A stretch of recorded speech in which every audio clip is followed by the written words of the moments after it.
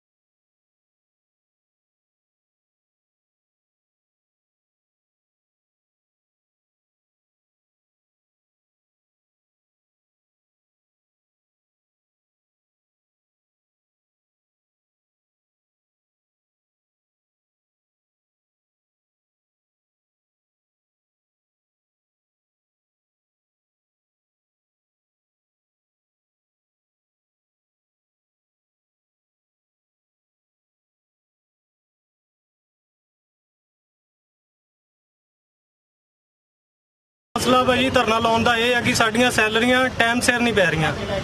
1.5 ਸਾਲ ਹੋ ਗਿਆ ਇਹੀ ਕੰਜਰਖਾਨਾ ਇਹਨਾਂ ਦਾ। ਇਹ ਕਹਿੰਦੇ ਸਾਨੂੰ ਸਟੇਸ਼ਨ ਹੈਡਕੁਆਟਰ ਵਾਲੇ ਕਹਿੰਦੇ ਇਹ ਸਾਡੇ ਹੁਣ 3 ਪੇ ਆ, ਸਾਡਾ ਆਪਣਾ ਵੀ ਪੇ ਹੈਗਾ ਆ।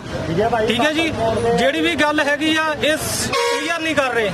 ਜੇ ਠੇਕੇਦਾਰ ਬਦਲਦਾ ਆ ਕਾਨੂੰਨੀ ਤੌਰ ਤੇ ਉਹ 3 ਮਹੀਨੇ ਆਪਣੇ ਕੋਲੋਂ ਸੈਲਰੀ ਦੇ ਸਕਦਾ ਆ।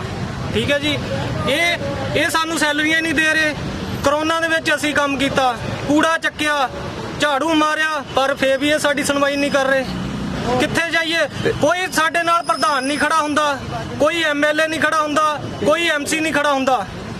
ਇਸ ਚੱਕਰ ਕੀ ਕੈਂਟ ਬੋਰਡ ਦੇ ਕੋਈ ਵੀ ਅਧਿਕਾਰੀ ਨਹੀਂ ਸਾਡੇ ਨਾਲ ਖੜੇ ਹੁੰਦੇ। ਸਰ 7 ਵਜੇ ਦੇ ਇੱਥੇ ਖੜੇ ਆ, ਸਾਡੀ ਕੋਈ ਸੁਣਵਾਈ ਨਹੀਂ ਹੋਈ ਹਲੇ ਤੱਕ, ਨਾ ਕੋਈ ਸਰ ਕੋਈ ਅਧਿਕਾਰੀ ਆ ਕੇ ਤੁਹਾਨੂੰ ਮਿਲਿਆ? ਇਹ ਤੱਕ ਨਹੀਂ ਪੁੱਛਿਆ। ਅਸੀਂ ਪਹਿਲਾਂ ਸਟੇਸ਼ਨ ਹੈਡਕੁਆਟਰ ਗਏ ਸੀਗੇ, ਉੱਥੋਂ ਉਹਨਾਂ ਨੇ ਸਾਨੂੰ ਧੱਕਾ ਮਾਰ ਕੇ ਕੱਢਿਆ, ਕਹਿੰਦੇ ਕੈਂਟ ਬੋਰਡ ਚਲੇ ਜਾਓ। ਕੈਂਟ ਬੋਰਡ ਆਏ ਸਵੇਰ ਦੇ 7 ਵਜੇ ਦੇ ਇੱਥੇ ਖੜੇ ਆ, ਧਰਨਾ ਲਾ ਕੇ ਕਿਸੇ ਨੇ ਸਾਡੀ ਸੁਣਵਾਈ ਨਹੀਂ ਕੀਤੀ ਆ ਕੇ। ਤੇ ਸਰ ਇਹਦਾ ਹਰ ਮਹੀਨੇ ਤੁਹਾਨੂੰ ਹਰ ਮਹੀਨੇ ਹਰ ਮਹੀਨੇ 2 ਮਹੀਨੇ ਲਾ ਦਿੰਦੇ। ਅੰਦਰੋਂ ਅਫਸਰ ਕਹਿੰਦੇ ਆ ਗੇਟ ਵਾਲਿਆਂ ਨੂੰ ਕਿ ਤੂੰ ਗੇਟ ਬੰਦ ਕਰ ਦੇ, ਪਰ ਇਹਨੇ ਗੇਟ ਪਹਿਲਾਂ ਬੰਦ ਕਰ ਵੀ ਦਿੱਤਾ ਸੀ। ਇਹ ਅਸੀਂ ਆਪ ਖਲਾਇਆ ਜੀ ਗੇਟ।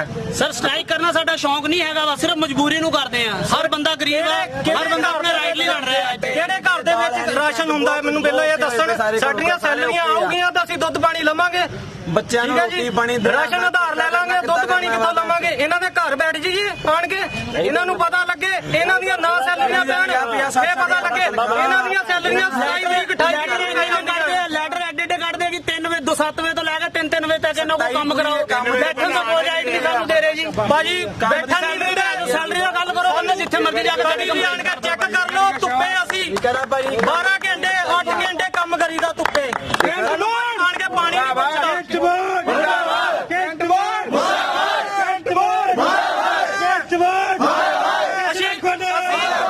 ਅਸੀਂ ਪ੍ਰਸ਼ਾਸਨ ਤੋਂ ਇਹ ਮੰਗ ਕਰਦੇ ਆ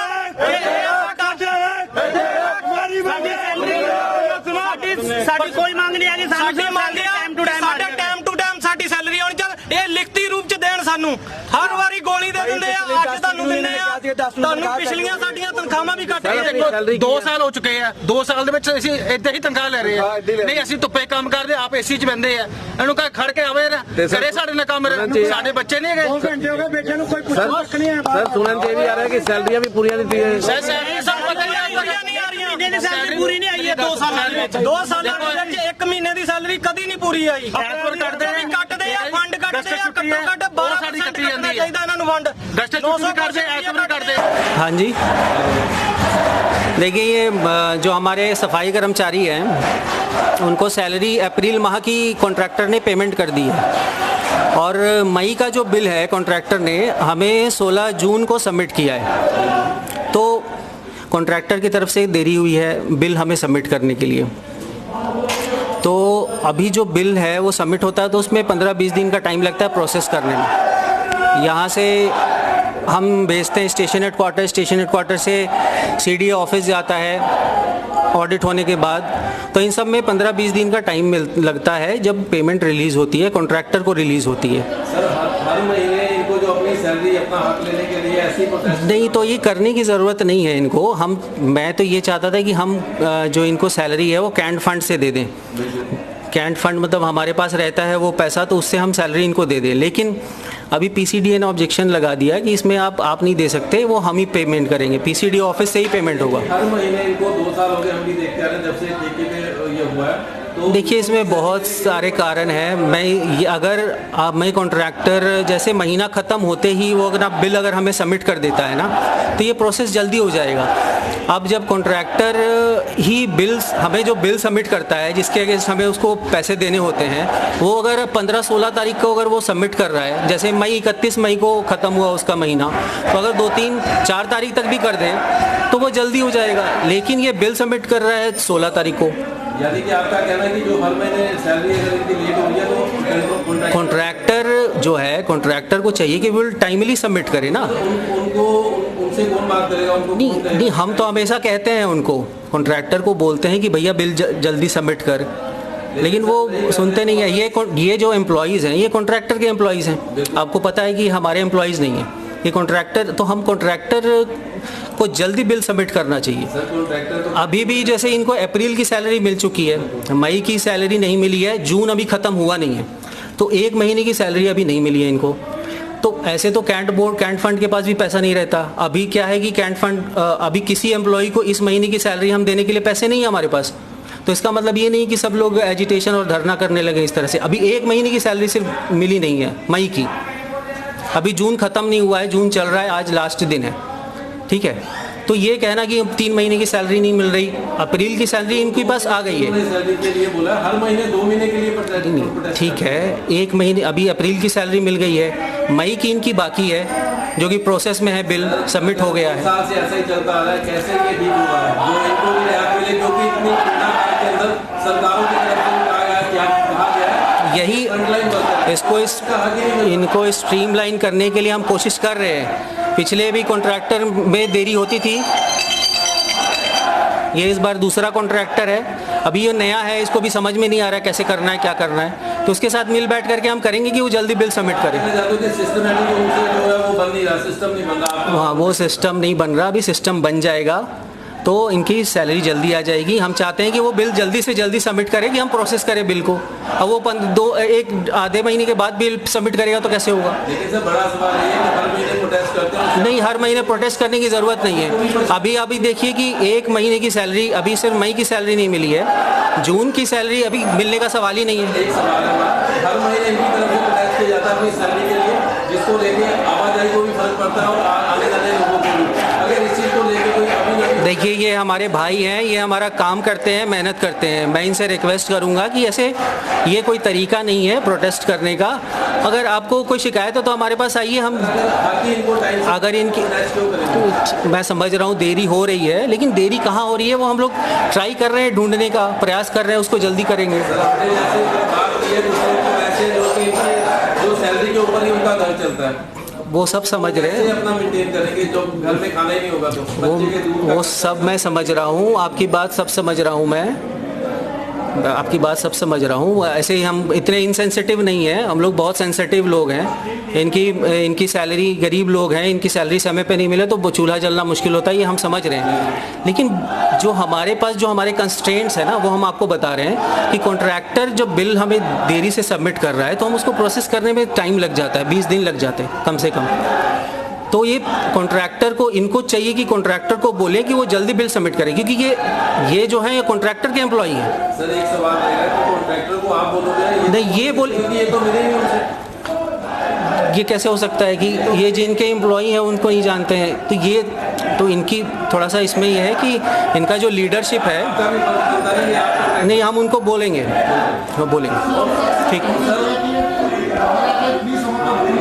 कहना है कि हम 7 बजे से हम बाहर काम करके, लेकिन कोई भी अधिकारी आके हमें संतुष्ट नहीं किया, तो आप आगे बाहर हमसे बात नहीं। भीड़ से बात नहीं होती ना, उनका कोई लीडर होगा वो आके हमसे बात करे, भीड़ से तो बात नहीं हो सकती। वो कह रहे हैं हम सैलरी लेके जाएंगे, अदरवाइज नहीं करते तो यहीं पे अपने आप में तेल डाल के। देखिए, वो सब लॉ एंड ऑर्डर का सिचुएशन है, वो मेरी बात नहीं है। ये सब ना करें और ये सब सोचे नहीं तो बेहतर होगा।